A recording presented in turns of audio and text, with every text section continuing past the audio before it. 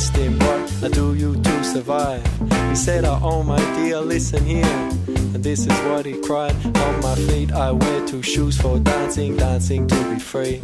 On my feet they're paying tribute to the Bobby Marley legacy. On my knees they got some cuts and bruises from my skating all my days. Cause when I'm skating with my friends, my troubles drift away. I say my legs, they're wearing baggy pants. I like to move around cause getting down and jumping out, these are some good things that I found.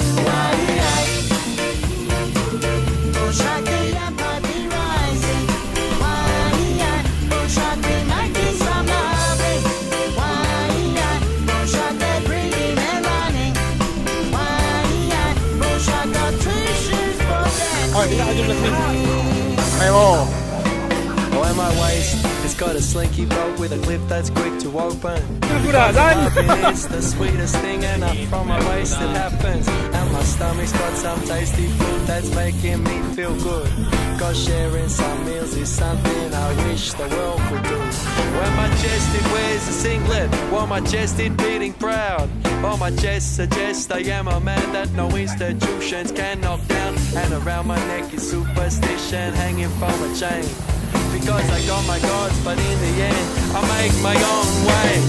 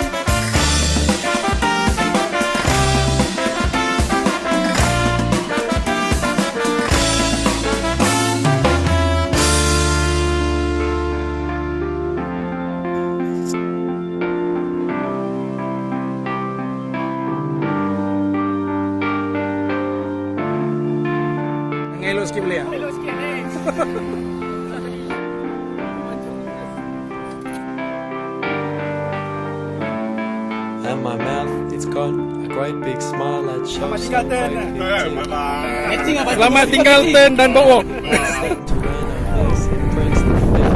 my eyes, they've got some vision that can see through many lies.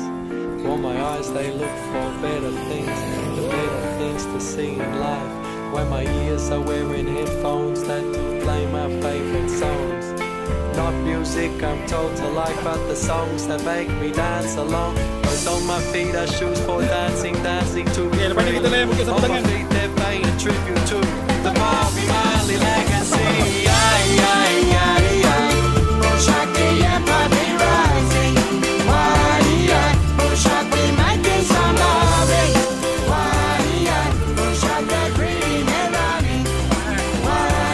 Lagi paklong,